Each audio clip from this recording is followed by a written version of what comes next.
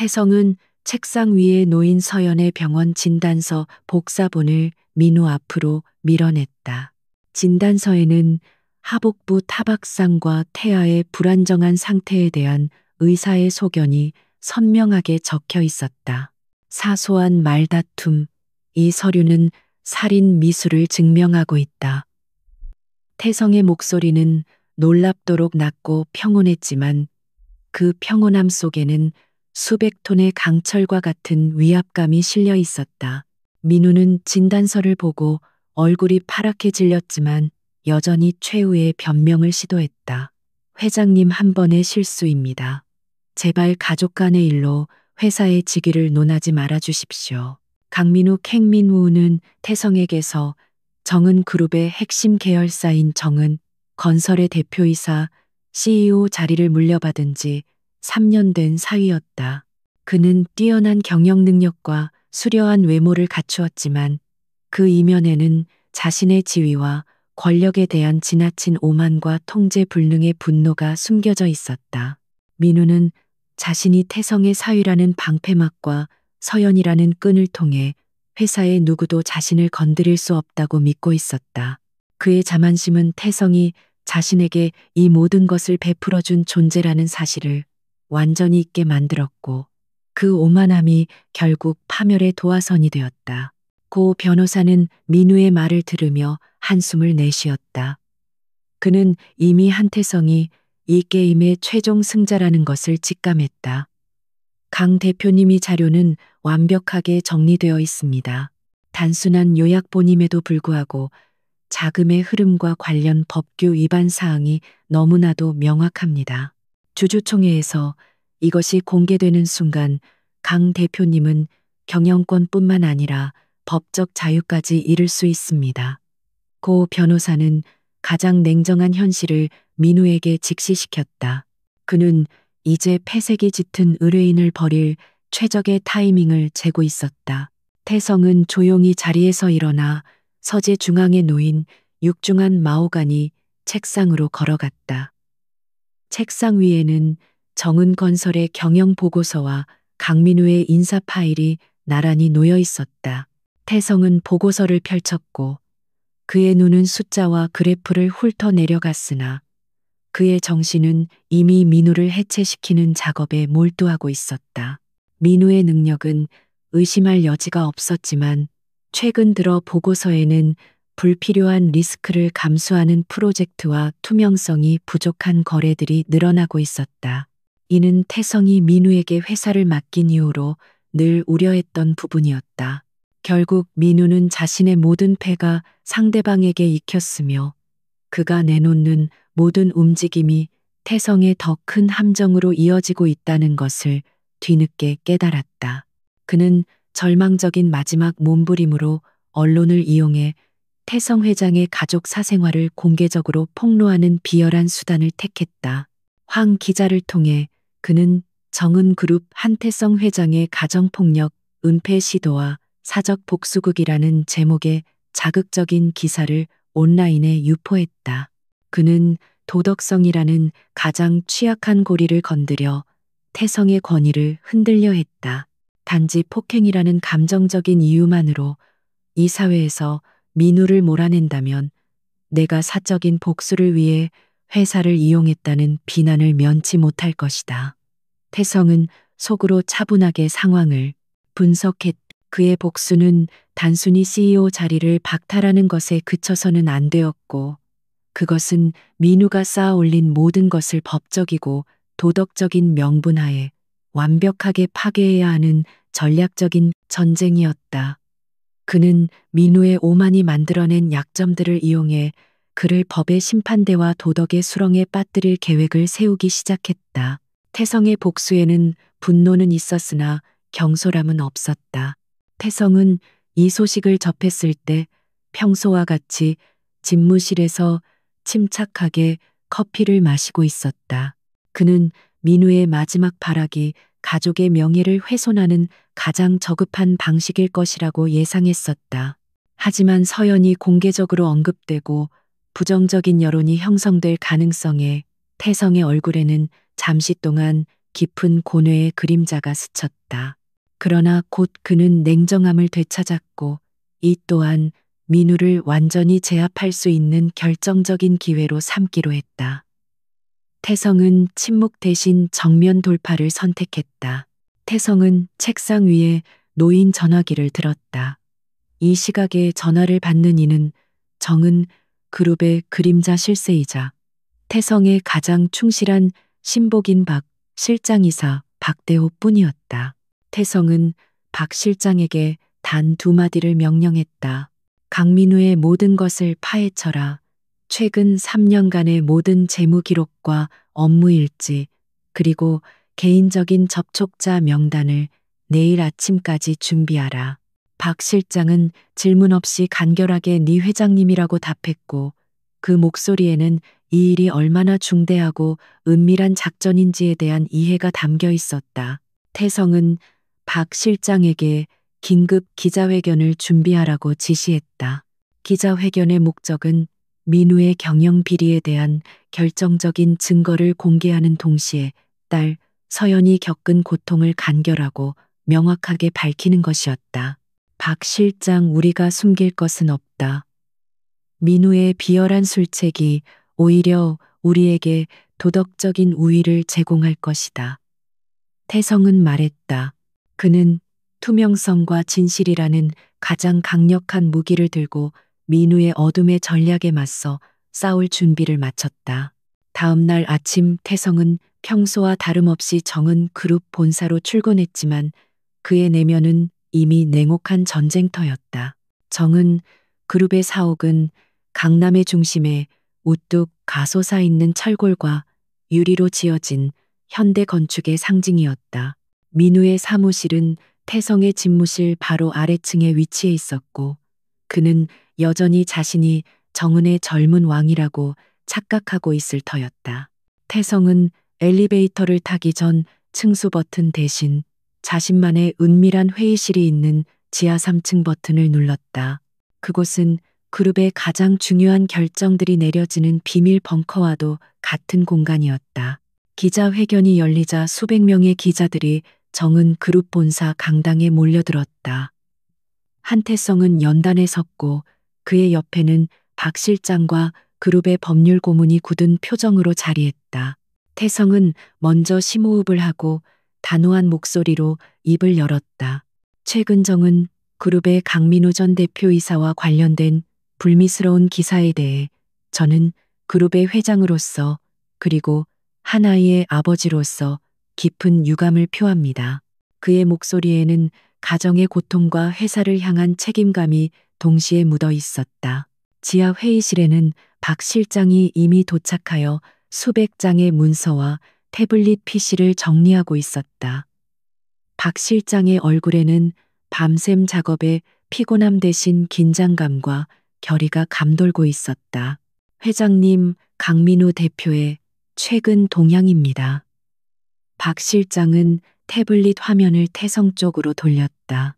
화면에는 민우가 지난 3개월간 추진해온 해외 부동산 개발 사업의 복잡한 자금 흐름도가 나타나 있었다. 이 프로젝트는 표면적으로는 그룹의 미래 성장 동력이었으나 태성이 보기에는 무리한 확장과 불투명한 페이퍼 컴퍼니의 개입이 의심되는 프로젝트였다. 태성은 사적인 문제를 먼저 언급했다. 제 딸 서연이는 임신 중에 남편인 강민우에게 폭행을 당했고 이로 인해 태아의 안전이 위협받았습니다.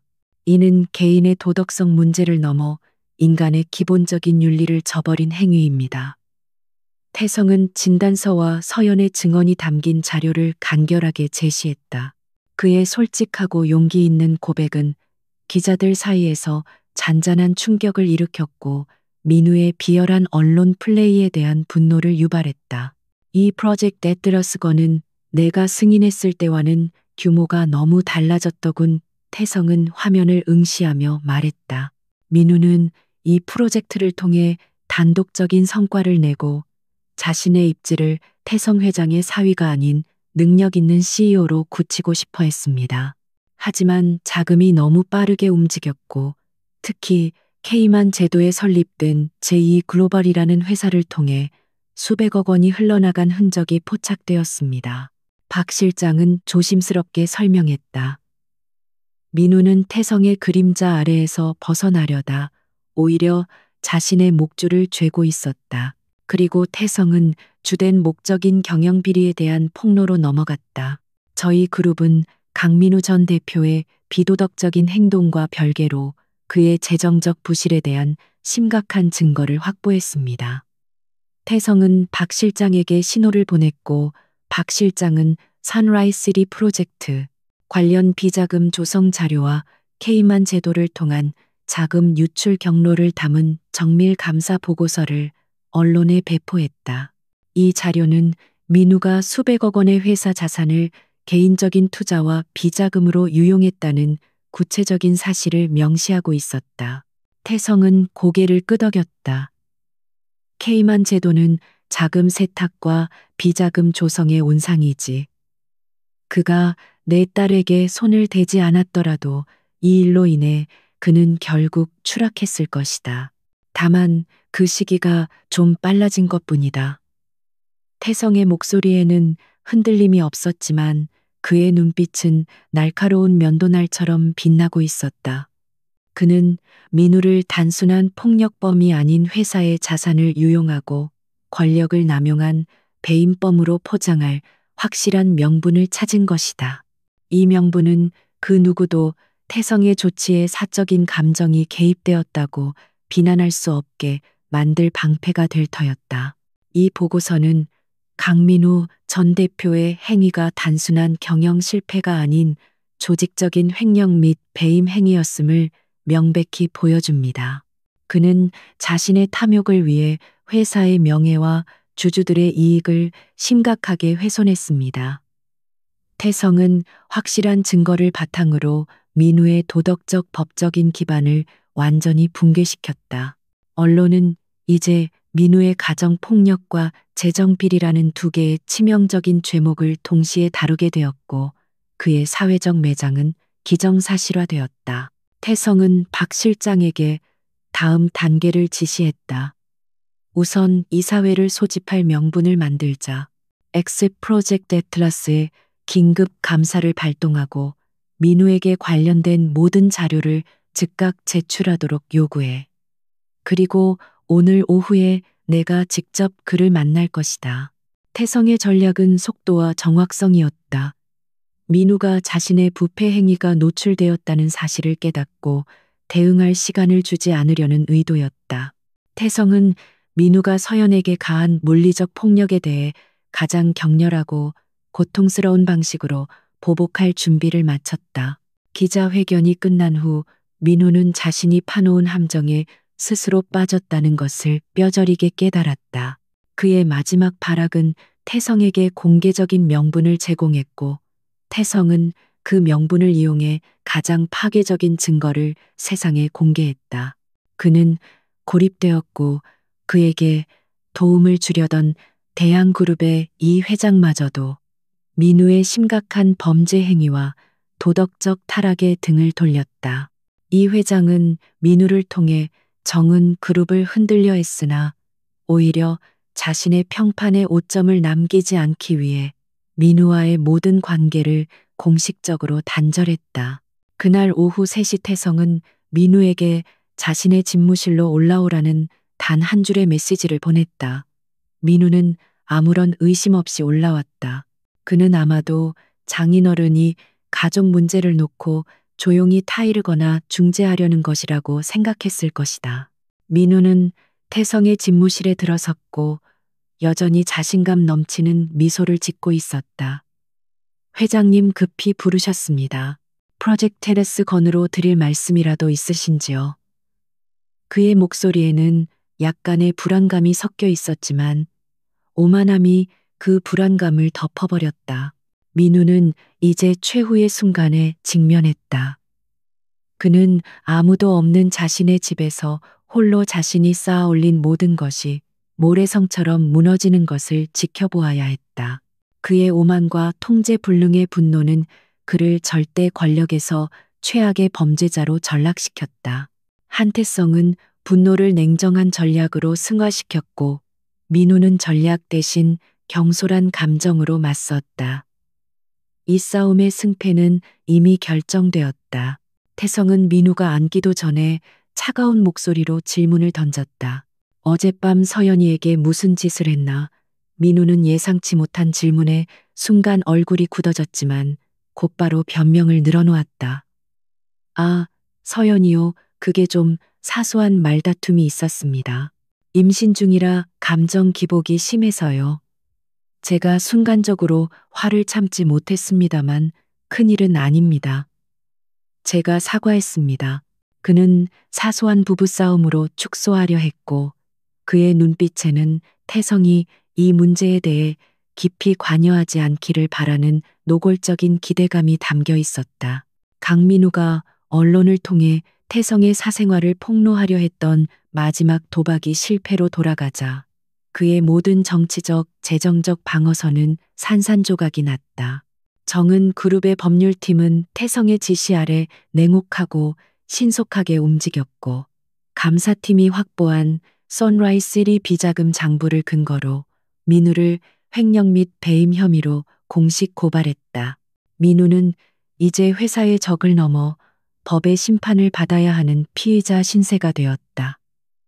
그의 화려했던 과거는 하루아침에 수치스러운 죄목들로 뒤덮여버렸다.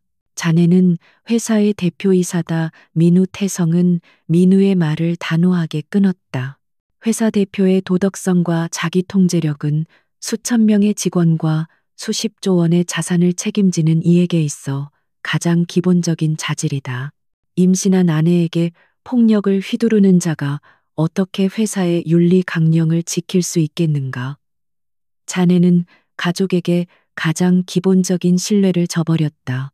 나는 자네에게 더 이상 정은 건설의 미래를 맡길 수 없다. 태성의 말은 이미 판결과 같았다. 민우는 고 변호사로부터 절교 선언과 다름없는 통보를 받았다. 강 대표님, 이제 저는 더 이상 강 대표님을 변호할 수 없습니다. 사안이 너무 심각하고 정은 그룹의 법적 대응은 빈틈이 없습니다. 고 변호사는 냉철하게 말했다. 변호사로서 조언하건대 지금은 법적 싸움을 벌일 때가 아니라 형량을 줄일 협상 카드를 찾을 때입니다. 민우는 자신의 모든 희망이 무너지는 소리를 들었고 그 순간 배신과 절망만이 그의 영혼을 지배했다. 민우는 이제 두려움이 지배하는 얼굴로 태성에게 애원했다. 회장님 잘못했습니다. 용서해 주십시오. 제가 당장 서연에게 가서 무릎 꿇고 빌겠습니다. CEO 자리는 제가 목숨처럼 일궈온 자리입니다. 제발 이 기회를 빼앗지 말아 주십시오. 그의 눈빛은 간절했지만 태성의 마음은 이미 냉각된 쇠처럼 굳어 있었다. 태성은 잠시 침묵하다가 마지막 비수를 던졌다. 자네가 회사에 기여한 것은 인정한다. 하지만 도덕적 해이는 능력으로 덮을 수 없다. 그리고 이제 와서 능력 이야기를 하는 것은 가장 어리석은 변명이다. 한태성은 민우가 완전히 고립되고 극도의 불안정 상태에 빠진 이 순간을 최고의 공격 시점으로 보았다. 태성은 이사회를 소집하여 민우의 대표이사 해임을 넘어 정은 그룹 모든 계열사 및 관계사에서의 영구 제명을 최종 의결할 것을 요청했다. 동시에 그는 민우가 보유하고 있던 모든 주식에 대해 가족 간의 증여 과정에서 발생한 법적 하자를 찾아내 지배력을 완전히 박탈할 계획을 세웠다. 이는 민우를 재산상으로도 완전히 파멸시키기 위한 치밀한 전략이었다. 자네는 직위 해제되었다. 태성은 단호하게 말했다. 오늘부터 감사팀이 엑셀 프로젝트 하르스를 포함한 자네의 모든 업무에 대한 특별 감사에 착수할 것이다. 박 실장이 곧 올라갈 것이다. 자네는 모든 권한을 내려놓고 감사에 협조하게 될 것이다. 그 결과에 따라 법적 책임까지 져야 할 수도 있다. 태성은 민우에게 회복 불가능한 상처를 입혔고 이는 단순히 직위를 잃는 것 이상의 파멸을 예고하는 것이었다. 민우는 자신의 오만이 불러온 재앙 앞에 무너졌다. 회장님, 저희는 강 대표의 도덕적, 법적 타락에 대해 더 이상 용납할 수 없습니다. 영구 제명은 그룹의 도덕적 재건을 위한 필수적인 조치입니다. 이사들은 태성의 요청에 만장일치로 동의했다. 그들은 민우의 탐욕이 초래한 리스크를 직접 목격했고 태성의 단호한 결단력에 더욱 큰 신뢰를 보냈다. 태성은 사적인 감정을 회사의 공적인 이익으로 교묘하게 포장하는데 완벽하게 성공했다. 그의 복수극은 이제 정의구현이라는 숭고한 명분을 갖게 되었다. 강민우는 한태성의 집무실을 나서는 순간 자신이 방금 겪은 일이 단순히 악몽이 아니라 현실의 벼랑 끝이라는 것을 깨달았다. 그의 다리는 풀려 있었고 얼굴은 창백했으며 마치 수백만 볼트의 전류에 감전된 것처럼 온몸이 떨렸다.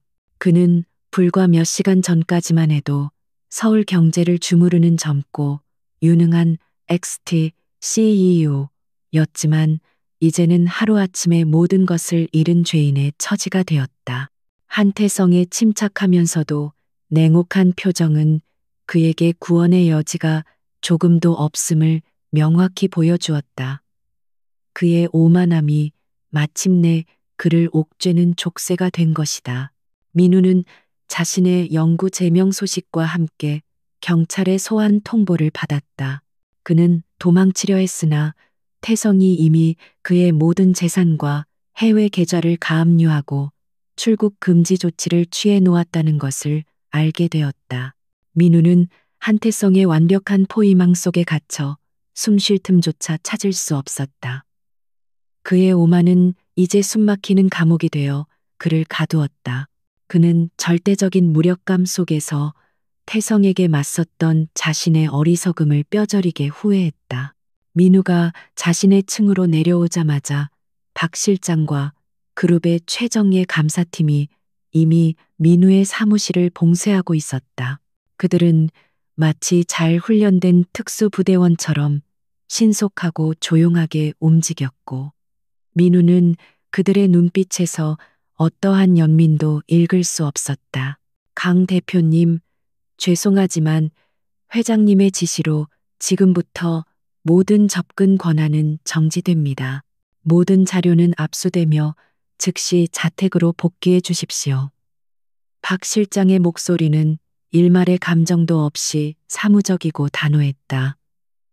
민우는 항변하고 싶었지만 목소리가 나오지 않았다. 그의 손에 쥐어졌던 권력의 무게는 순식간에 찬바람처럼 사라져버렸다. 이러한 극적인 순간의 태성은 딸 서연의 회복에 전념했다. 서연은 폭행의 충격에서 서서히 벗어나고 있었지만 정신적인 상처는 깊었다. 태성은 서연에게 최고의 심리 치료와 안정을 제공했고 그녀에게 강민우의 몰락이 단순한 복수가 아닌 정의의 실현이며 자신과 아기를 보호하기 위한 필수적인 조치였음을 차분하게 설명했다. 태성은 서연이 아버지의 강인함을 통해 심리적 위안을 얻고 다시 일어설 힘을 얻기를 바랐다. 민우는 자택으로 돌아왔지만 그곳은 더 이상 안식처가 아니었다. 아내 서연은 이미 친정으로 돌아간 상태였고 집안은 차가운 정적만이 감돌았다.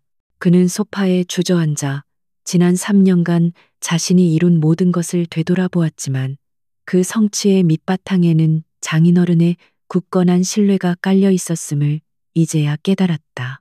그는 태성의 신뢰를 당연하게 여겼고 그 신뢰를 무기 삼아 회사의 공금에 손을 대는 위험한 도박을 감행했다. 서연에게 가한 폭력은 단순한 우발적 사고가 아닌 통제력을 상실한 그의 내면을 보여주는 결정적인 증거였다. 서연은 아버지의 단호한 결단과 냉철한 전략을 보며 두려움 속에서 새로운 존경심을 느꼈다. 그녀는 민우의 폭력과 가스라이팅 속에서 잃어버렸던 자존감을 회복하기 시작했다. 아빠, 저는 민우 씨가 자신이 저지른 일에 대해 합당한 대가를 치르기를 원해요. 그가 권력과 돈으로 책임을 회피하지 않도록 해주세요. 서연의 목소리는 여전히 약간의 떨림이 있었지만 그 속에는 강한 결의가 담겨 있었다. 그녀는 이제 수동적인 피해자가 아닌 공정한 심판을 원하는 주체적인 증인이 된 것이다. 같은 시간 한태성은 비밀 회의실에서 핵심 이사진들을 소집했다. 이들은 정은 그룹의 창업 초기부터 태성과 함께 온 충성도 높은 원로 이사들이 대부분이었다. 이사들은 강민우의 갑작스러운 직위 해제 소식에 놀라움과 우려를 동시에 표했지만 태성의 표정을 보자마자 그들의 우려는 경외감으로 바뀌었다. 태성은 민우의 개인적인 비행에 대해서는 일절 언급하지 않고 오직 엑스 프로젝트 애틀라스의 재정적 불투명성과 이로 인한 그룹의 잠재적 위험만을 강조했다. 태성은 서연의 요청에 무언의 약속을 했다. 그는 민우의 재정 비리에 대한 법적 조치 외에도 서연에게 가한 폭행 사건에 대해 철저하게 다룰 것을 지시했다. 이는 민우에게 도덕적, 재정적, 형사적인 삼중고를 안겨 재기불능의 상태로 만들기 위한 마지막 쐐기였다. 태성은 민우의 개인적인 죄악이 공적인 몰락으로 이어지는 완벽한 시나리오를 완성하고 있었다. 이사님들 강 대표의 경영 방식은 지나친 공격성과 투명성 부족으로 인해 그룹 전체의 신뢰도를 훼손하고 있습니다. 태성은 차분하지만 권위 있는 목소리로 말했다.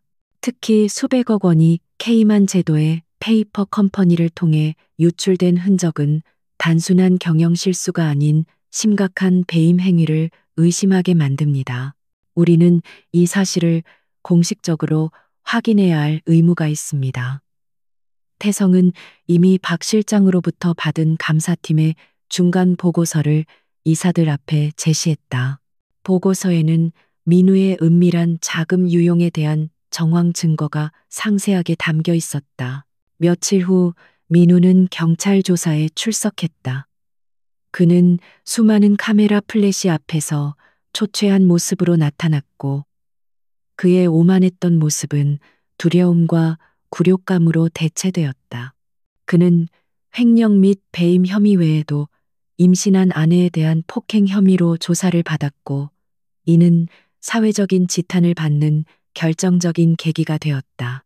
대중은 유능한 XTCEO의 이면에 감춰진 비열하고 폭력적인 사생활에 경악했다. 이사진들은 보고서를 검토한 후 경악을 금치 못했다.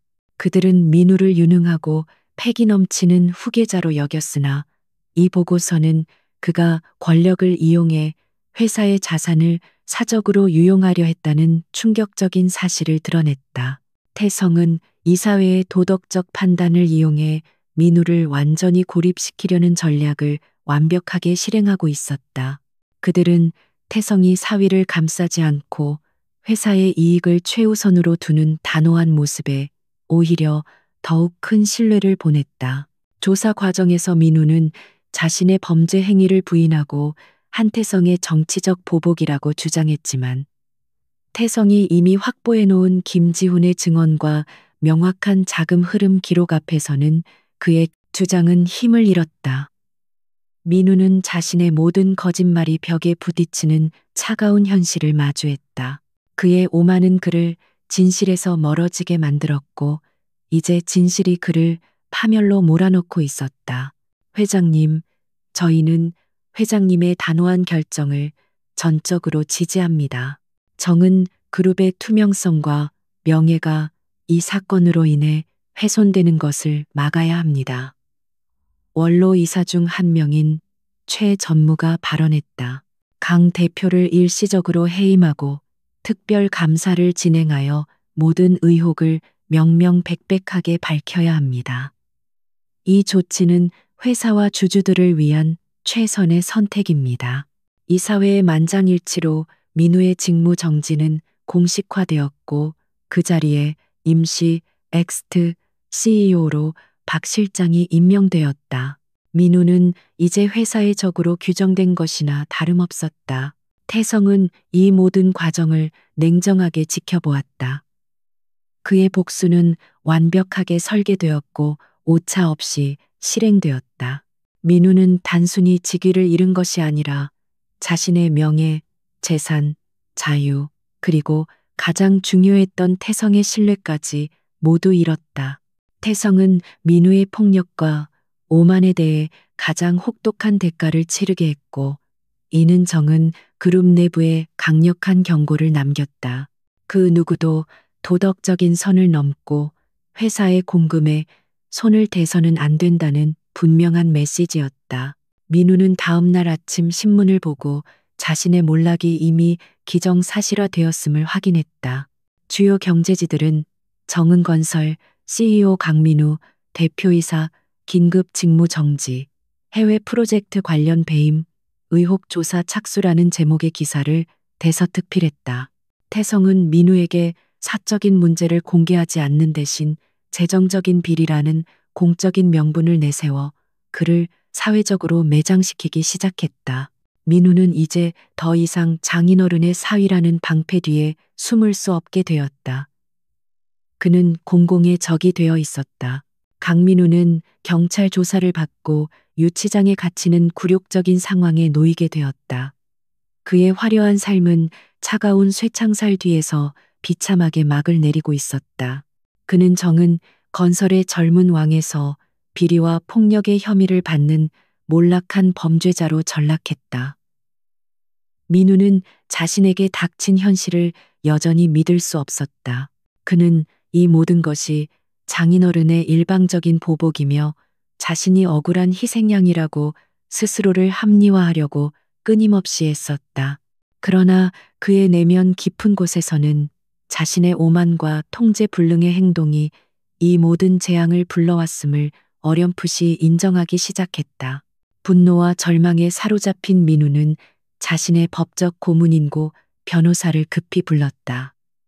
고 변호사는 교묘한 법률 기술과 지저분한 뒷거래로 유명한 인물이었다. 변호사님, 이 모든 것은 장인어른의 일방적인 보복입니다. 저는 결백합니다. 엑세티 프로젝트 애틀라스는 정당한 투자였고 케이만 제도의 회사는 절세를 위한 합법적인 수단이었습니다. 민우는 격앙된 목소리로 자신의 상황을 설명했다. 하지만 고 변호사의 눈빛은 회의적이었다. 그는 이미 정은그룹 감사팀의 치밀함을 잘 알고 있었다. 한태성은 민우가 법적인 심판을 받는 과정을 냉정하게 지켜보았다. 태성의 복수는 일회성이 아니었다. 그것은 민우가 이 세상에서 가장 소중히 여겼던 모든 것을 체계적으로 파괴하는 장기적인 프로젝트였다. 태성은 민우의 변호사 선임과 보석 신청 과정을 철저하게 감시하며 정은 그룹의 법률팀을 동원해 민우의 모든 법적 움직임을 선제적으로 차단했다. 민우가 권력과 돈을 이용해 죄의 대가를 회피할 아주 작은 가능성마저도 태성은 허용하지 않았다. 강 대표님, 지금 상황은 매우 심각합니다. 회장님께서는 이미 법적 재정적 방어선을 완벽하게 구축하셨습니다. 고 변호사는 침착하게 말했다. 회장님께서는 가장 약한 고리인 도덕성 문제가 아닌 가장 공격하기 쉬운 재정 비리를 선택하셨습니다. 우리가 지금 당장 할 일은 프로젝트 애틀라스 관련 자금 흐름을 정당화하고 회장님의 사적인 복수라는 프레임을 언론을 통해 만드는 것입니다. 민우는 고 변호사의 조언에 희미한 희망의 불빛을 보았다. 그는 언론 조작과 여론전을 통해 태성에게 반격할 계획을 세우기 시작했다. 이러한 극도의 고립 속에서 민우는 최후의 몸부림으로 태성을 직접 만나 용서를 구하고 합의를 시도하기로 결정했다. 그는 가족 간의 정의라는 마지막 희망에 매달렸다. 태성은 민우의 면회 요청을 의외로 순순히 받아들였다. 태성은 민우에게 자신의 패배를 인정하고 자신의 죄를 직시할 수 있는 단 한 번의 기회를 주고자 했다. 이는 복수의 완성을 위한 정신적인 고리를 끊는 결정적인 대화가 될 터였다. 민우는 자신의 오랜 친구이자 언론인인 황 기자에게 연락을 취했다. 그는 황 기자를 통해 강민우 CEO 직위 해제는 내부 권력 다툼의 희생양, 한태성 회장의 독선적인 경영 논란이라는 내용의 선정적인 기사를 유포했다. 기사에는 태성이 가족 문제를 회사의 공적인 권력으로 해결하려 했다는 식의 억측이 담겨 있었다. 이는 태성의 명예에 작은 흠집을 내고 이사회의 결정에 외부적인 압력을 가하려는 민우의 절박한 반격이었다. 면회실은 두꺼운 유리창과 차가운 금속 프레임으로 분리되어 있었고 그곳에는 숨막히는 긴장감이 감돌았다. 태성은 흐트러짐 없는 정장 차림으로 앉아 있었고 그의 얼굴은 여전히 평온했지만 강철 같은 냉정함을 내포하고 있었다. 민우는 수감자 복장을 한 채 유리에 바싹 다가섰고 그의 눈빛에는 두려움, 절망, 그리고 미약한 애원이 뒤섞여 있었다. 회장님 잘못했습니다. 제가 정신이 나갔었습니다. 서연이에게 한 행동은 100번 사과해도 모자랍니다. 민우는 흐느끼는 목소리로 말했다. 하지만 한태성은 민우의 이러한 경솔한 반격을 이미 예측하고 있었다. 태성은 지하 회의실에서 박 실장과 함께 언론 보도를 지켜보며 씁쓸한 미소를 지었다. 역시 민우는 자신을 과신하는군. 이 작은 움직임이 자신의 무덤을 파는 행위라는 것을 모르고 있어 태성이 말했다. 박 실장은 회장님 저희가 준비한 반격 카드를 지금 공개하시겠습니까? 라고 물었다.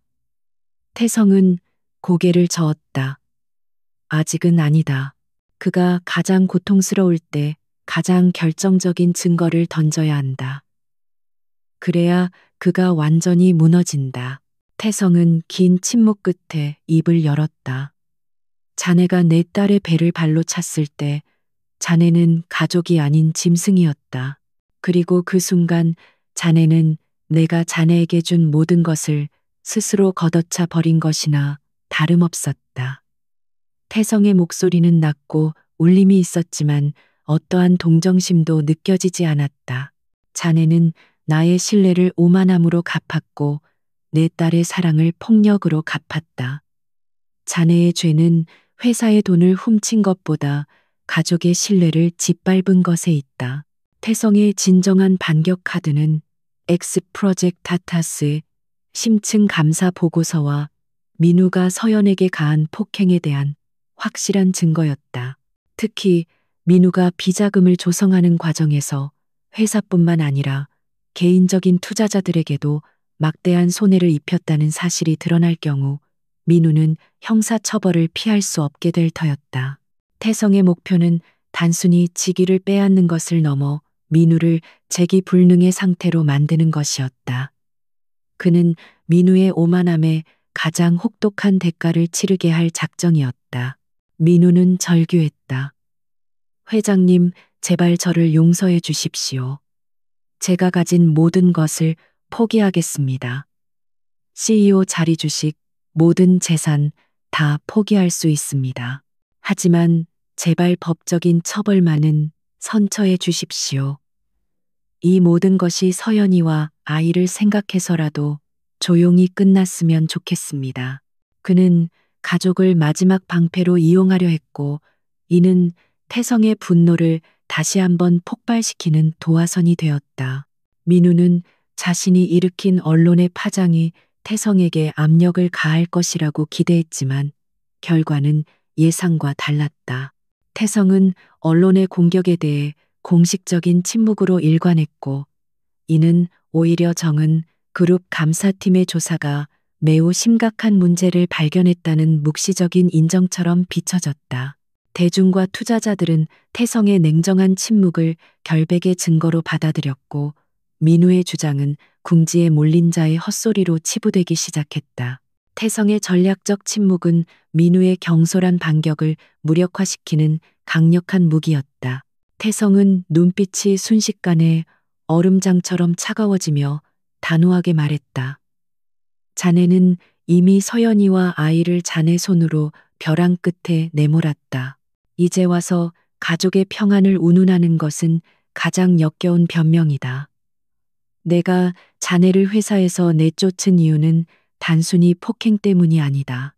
나는 자네의 오만함과 도덕적인 타락이 언젠가 정은 그룹에 회복 불가능한 재앙을 가져올 것임을 알고 있었다. 그날 밤 민우는 술에 취해 자신의 몰락을 한탄하며 자신의 오랜 후원자이자 태성의 경쟁자였던 대양그룹의 이 회장에게 연락을 취했다. 민우는 이 회장에게 자신의 억울함을 호소하며 도움을 요청했다. 이는 태성의 전략에서 가장 위험한 변수를 만들 수 있는 절대 해서는 안 될 행동이었다.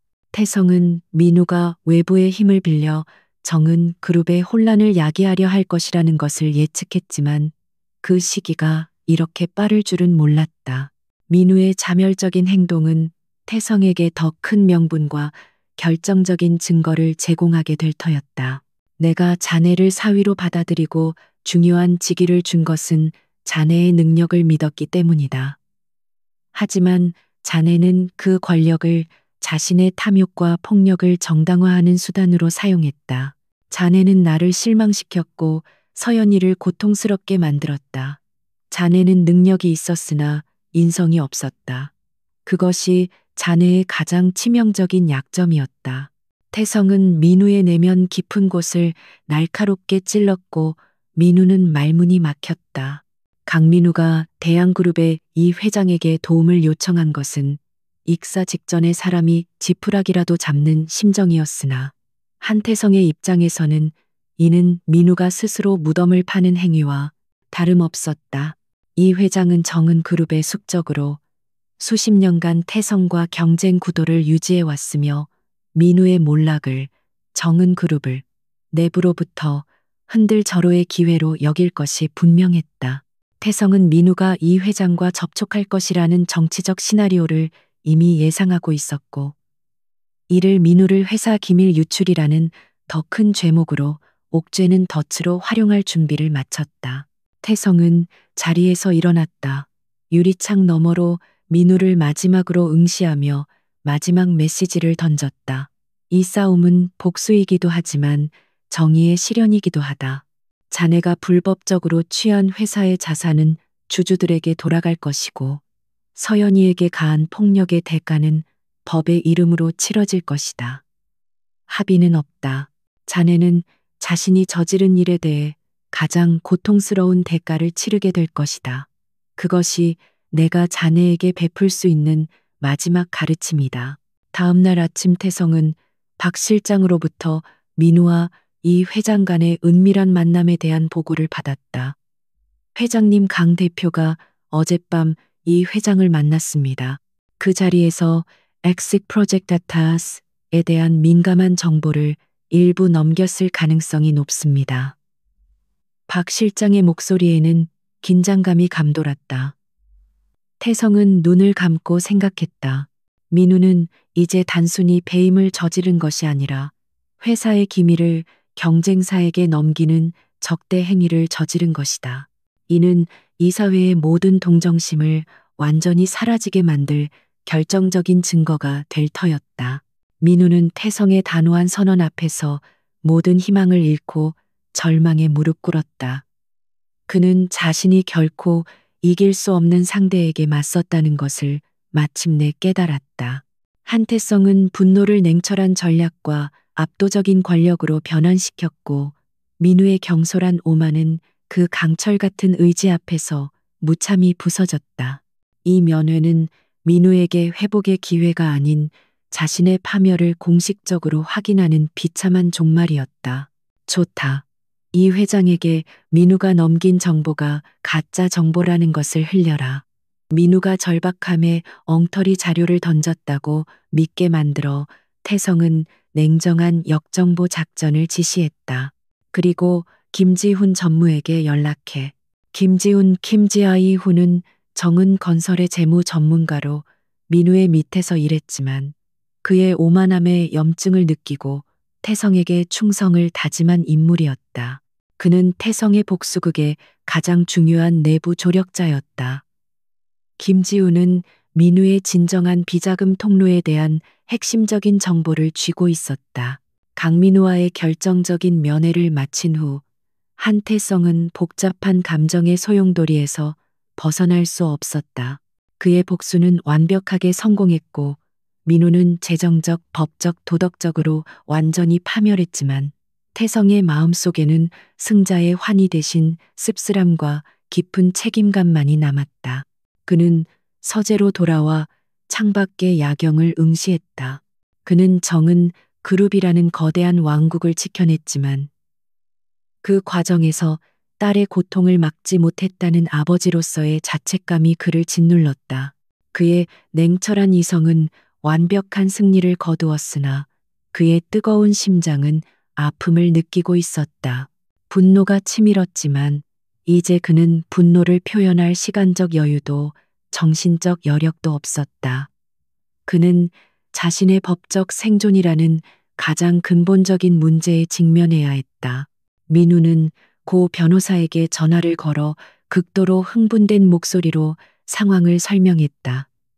변호사님, 이 서류는 조작되었을 가능성이 높습니다. 김지훈, 그 배신자가 한태성과 짜고 저를 함정에 빠뜨리려는 것입니다. 우리가 먼저 임시 주주총회를 열어 여론전을 시작해야 합니다. 그의 목소리에는 절박함과 현실 부정이 뒤섞여 있었다. 다음 날 아침 태성은 정은 그룹의 새로운 시대를 선언하기 위해 전체 임직원 회의를 소집했다. 그는 민우의 영구 제명과 법적 조치를 최종 확인하고 그룹의 윤리 강령과 투명한 경영의 중요성을 단호하게 강조했다. 우리는 이번 사건을 통해 권력의 오용과 도덕적 해이가 한 개인뿐만 아니라 그룹 전체에 얼마나 치명적인 상처를 입힐 수 있는지 뼈저리게 깨달았습니다. 태성은 말했다. 능력은 중요하지만 정직과 책임감이 가장 근본적인 자질임을 명심하십시오. 정은 그룹은 새로운 도덕적 기준으로 거듭날 것입니다. 김지훈은 태성의 집무실에 들어서자마자 굳은 결의를 보였다. 회장님, 저는 강 대표의 불법적인 행위에 대해 오랫동안 심각한 우려를 품고 있었습니다. 그는 자신의 개인적인 탐욕을 위해 회사의 미래를 저당잡고 있었습니다. 김지훈은 민우가 프로젝트 애틀라스 외에도 정은 건설이 진행 중인 국내 대형 개발 사업인 선라이즈시티 프로젝트에서도 수백억 원의 검은 돈을 빼돌리고 있다는 사실을 폭로했다. 그는 민우의 자금 세탁 경로와 공범들의 명단이 담긴 암호화된 파일을 태성에게 건네었다. 태성은 또한 민우의 잔재를 청산하는 데 주력했다. 민우와 비자금 조성에 연루되었던 모든 관련자들은 철저한 조사를 거쳐 단호하게 처벌받았다. 특히 김지훈 전무의 도움으로 확보한 구체적인 증거는 이들의 변명의 여지를 남기지 않았다. 태성은 부패한 뿌리를 완전히 제거함으로써 정은 그룹의 기업 문화를 근본적으로 개혁하려 했다. 공포와 정의를 통해 그룹 내부의 기강을 새롭게 확립하는 것이 태성의 목표였다. 이 정보는 프로젝트 애틀래스 감사만으로는 완벽하게 입증할 수 없었던 민우의 조직적인 범죄 행위를 명확하게 증명하는 결정적인 스모킹 건이었다. 민우는 제2 글로벌이라는 해외 페이퍼 컴퍼니를 통해 자금을 유용했지만 그 자금은 결국 선라이즈시티 프로젝트의 하청업체들로부터 받은 리베이트와 비자금을 세탁하는데 사용되었다. 김지훈은 내부 회계 자료와 민우가 작성한 은밀한 메모를 증거로 제출했고 이는 민우를 형사처벌로 이끌기에 충분했다. 강민우는 결국 횡령 배임 상해 등의 혐의로 구속 기소되었고 태성 측이 확보한 압도적인 증거 앞에서 그의 모든 주장은 법정에서 힘을 잃었다. 민우는 자신의 오만이 초래한 혹독한 대가를 치르게 되었고 그의 몰락은 재벌 사위라는 신분 상승을 꿈꾸는 이들에게 가장 강력하고 비극적인 교훈으로 남았다. 그의 이름은 이제 성공의 상징이 아닌 타락과 파멸의 대명사가 되었다.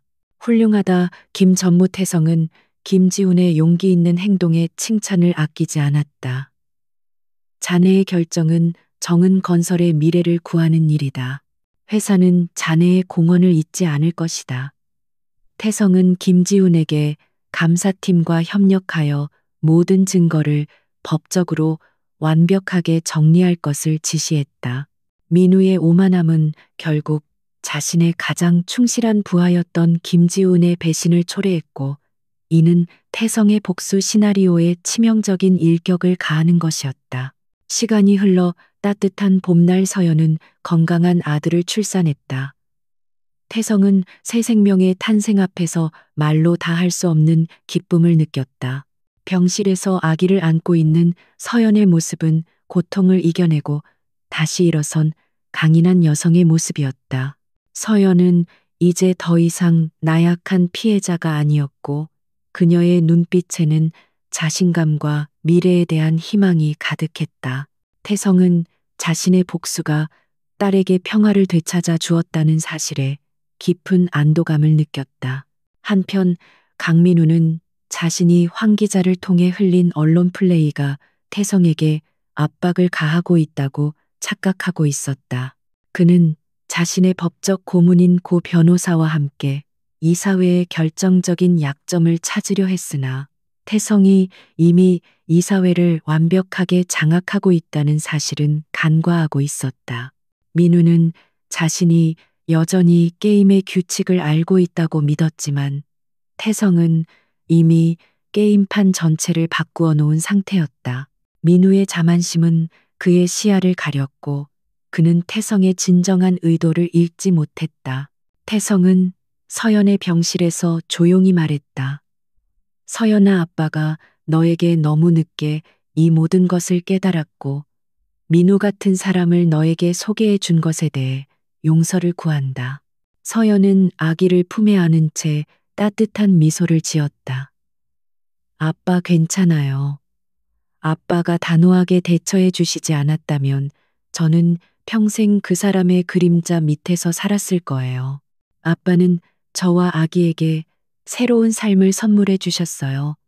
진정한 용기와 정의가 무엇인지 보여주셨어요. 민우는 고 변호사에게 회사 자금을 이용해 자신에게 우호적인 소규모 주주들을 모아 임시 주주총회를 소집하여 태성의 부당한 조치에 대해 대항할 계획을 세웠다. 그는 가족 간의 사적인 문제로 엑스트 CEO를 해임하는 것은 경영권 남용이라는 주장을 펼치며 여론전을 강화하려 했다. 변호사님, 이대로 당하고 있을 수만은 없습니다. 주주들을 모아 장인어른의 독선에 맞서 싸워야 합니다. 민우는 극도의 초조함 속에서 도박을 감행했다. 서연은 앞으로 자신과 아기를 위해 새로운 삶을 시작하기로 결심했다. 그녀는 정은 그룹의 사회 공헌 재단에 참여하여 폭력 피해 여성들을 돕는 일에 전념하기로 했다. 그녀의 고통스러운 경험은 이제 다른 이들을 돕는 힘으로 승화되었다. 태성은 딸의 자발적인 선택에 자랑스러움을 느꼈고 그녀의 새로운 출발을 전적으로 지지했다. 서연은 가족의 그림자가 아닌 자신의 의지로 세상에 기여하는 독립적인 여성으로 거듭났다. 태성은 민우의 주주총회 소집 계획에 대해 박 실장으로부터 보고를 받고 태연하게 미소 지었다. 민우는 이제 회사의 자원을 자신의 개인적인 방어를 위해 쓰고 있군. 이는 곧 배임죄의 추가적인 증거가 될 것이다. 태성은 말했다. 그는 민우의 발버둥을 막는 대신 그가 더 깊은 늪으로 빠지도록 방치하는 전략적인 유인책을 사용했다. 태성은 민우가 모든 패를 다 쓸 때까지 기다렸다가 결정적인 순간에 비밀 카드를 공개할 작정이었다. 태성은 정은 그룹의 경영 안정화에 힘쓰는 한편 후계 구도를 새롭게 다듬었다. 그는 능력과 도덕성을 겸비한 전문 경영인 체제를 강화하고 핏줄보다는 성과와 인성을 중시하는 새로운 인사 원칙을 확립했다. 민우의 실패는 태성에게 경영 철학의 근본적인 변화를 가져왔고, 정은 그룹은 더욱 견고하고 윤리적인 기업으로 거듭날 수 있는 기회를 얻었다. 태성은 이제 냉철한 사업가를 넘어 새로운 시대의 리더로서 역할을 수행하고 있었다. 태성은 박 실장에게 민우가 접촉한 모든 소규모 주주들의 명단을 확보하고 그들에게 미리 접근하여 민우가 저지른 재정 비리의 진짜 심각성을 은밀하게 전달할 것을 지시했다. 이는 민우가 주주총회에서 단 하나의 지지표도 얻지 못하게 만들 선제 공격이었다. 태성은 정보의 힘을 이용해 민우의 정치적인 기반을 완전히 와해시키려 했다. 민우는 자신이 주주들을 설득하고 있다고 믿었지만 이미 그들은 태성의 설득력 있는 사실에 의해 돌아서고 있었다. 시간은 계속 흘렀고 강민우는 법정에서 합당한 형량을 선고받았다. 그의 몰락은 자신이 쌓아 올린 모든 것을 잃은 완벽한 패배였다. 그의 오만은 그의 무덤이 되었고 한태성의 전략적인 복수는 공적인 정의와 사적인 구원이라는 두 마리 토끼를 모두 잡았다. 태성은 사랑하는 딸과 소중한 손자를 악몽으로부터 지켜냈고 자신의 그룹을 위기에서 건져냈다. 이 모든 것은 가족을 향한 사랑과 정의를 향한 굳건한 신념이 낳은 결과였다. 며칠 후 민우는 자신의 법적 투쟁에 대한 자신감을 회복한 채 자신의 측근들을 소집했다. 곧 임시 주주총회가 열릴 것입니다. 우리는 그곳에서 장인어른의 부당한 권력 행사를 만천하에 폭로하고 저의 정당한 복귀를 주장할 것입니다. 민우는 결의에 찬 목소리로 연설했지만 그 자리에 모인 사람들의 얼굴에는 불안감과 회의감이 역력했다. 그들은 이미 정은 그룹 내에 떠도는 강민우의 비리에 대한 끔찍한 소문을 듣고 있었고 그의 권력이 이미 기울었다는 것을 직감하고 있었다. 태성은 아들을 안고 미소 짓는 서연을 바라보며 깊은 만족감을 느꼈다. 그에게 있어 최고의 보상은 권력의 회복이나 돈이 아니라 딸의 평화와 새로운 생명이 가져다 준 밝은 미래였다. 그는 자신의 결정에 후회가 없음을 알았다. 폭력과 탐욕은 결코 용납되어서는 안 된다는 강력한 메시지가 이 이야기의 가장 중요한 교훈이었다. 새로운 새벽이 정은 그룹과 한태성 가족에게 희망과 평온을 가져다 주었다. 그 순간 박 실장이 민우의 사무실로 들어와 서류 봉투 하나를 테이블 위에 조용히 내려놓았다. 봉투 안에는 김지훈 전무가 폭로한 선라이즈 시티 프로젝트 관련 비자금 장부의 요약본과 법적 검토 의견서가 들어 있었다. 강 대표님 회장님께서 보내셨습니다. 마지막 기회입니다. 이 서류를 검토하시고 자발적으로 사임하신다면 법적 대응은 최소화될 수 있을 것입니다. 박 실장은 민우의 눈을 똑바로 쳐다보며 마지막 경고를 전했다. 한태성 한타에스용 회장이 서재의 낡은 가죽 안락의자에 깊숙이 몸을 기댄 채 밖으로는 희미한 도심의 소음만이 들려오는 고요한 밤의 침묵 속에서 마치 얼어붙은 화강암 같은 자세를 유지하고 있었다. 그의 턱선은 날카로웠고 굳게 담은 입술은 오랜 세월 동안 대기업 정은 지용 윤그룹을 이끌어온 강철 같은 의지를 무언으로 드러내고 있었으나 지금은 그 의지가 겉으로 드러나는 것이 아닌 깊숙한 곳에서부터 끓어오르는 분노로 인해 미세하게 떨리고 있었다. 창밖으로는 서울 강남의 야경이 수백만 개의 반짝이는 불빛으로 수놓아져 있었지만 태성의 눈에는 그저 차가운 금속 조각들의 무의미한 집합체일 뿐이었다. 민우는 봉투를 열었고 자신의 모든 비밀이 담긴 서류를 확인하자마자 얼굴이 흑빛으로 변했다. 선라이즈 시티 프로젝트의 핵심 비리는 엑시트 프로젝트 애틀라스와는 비교도 안 될 만큼 파괴력이 컸고 이는 빼도 박도 못할 형사처벌을 의미했다. 그는 자신이 가장 믿었던 김지훈에게 배신당했다는 사실에 격렬한 분노를 느꼈지만 그 분노는 이내 절망적인 공포로 바뀌었다. 그의 오만함은 그에게 회복 불가능한 상처를 남겼고 그는 이제 진정한 파멸의 문턱에 서 있었다. 그의 오른손에는 방금 전 통화를 마친 스마트폰이 쥐어져 있었는데 화면은 이미 꺼져 있었으나 서연이라는 이름이 그의 뇌리에서 지워지지 않고 뜨거운 인두처럼 새겨져 있었다. 29살의 그의 외동딸은 원래 명랑하고 자존심 강한 아이였으나 지금은 공포와 절망으로 목소리가 갈라져 있었고 그 목소리는 태성의 심장 깊은 곳을 날카로운 비수처럼 찔러댔다. 아빠 나 너무 무서워요. 민우 씨가 나한테 화를 내다가 배를 발로 찼어요라는 서연의 절규는 단순한 폭행의 고발이 아닌 피해 복수를 갈망하는 아버지의 본능을 일깨우는 강력한 신호탄이었다. 서연은 임신 6개월 차로 아이는 태성의 첫 손주였고 이는 곧 가문의 희망이었다. 강민우는 박 실장이 놓고 간 비자금 장부 요약본을 쥔 채 얼어붙은 듯 자신의 사무실 의자에 앉아 있었다. 그가 지난 며칠간 애써 무시하려 했던 차가운 현실이 이제는 단단한 쇠사슬이 되어 그의 목을 조여오고 있었다. 김지훈 전무의 배신은 그에게 재정적 몰락뿐만 아니라 인간적인 배신감이라는 이중의 고통을 안겨주었다. 민우는 자신이 절대적인 권력을 휘두르고 있다고 믿었지만 결국 그 권력은 장인어른의 그림자에 불과했고 그 그림자가 사라지자 가장 가까웠던 사람들조차 등을 돌린 것이다.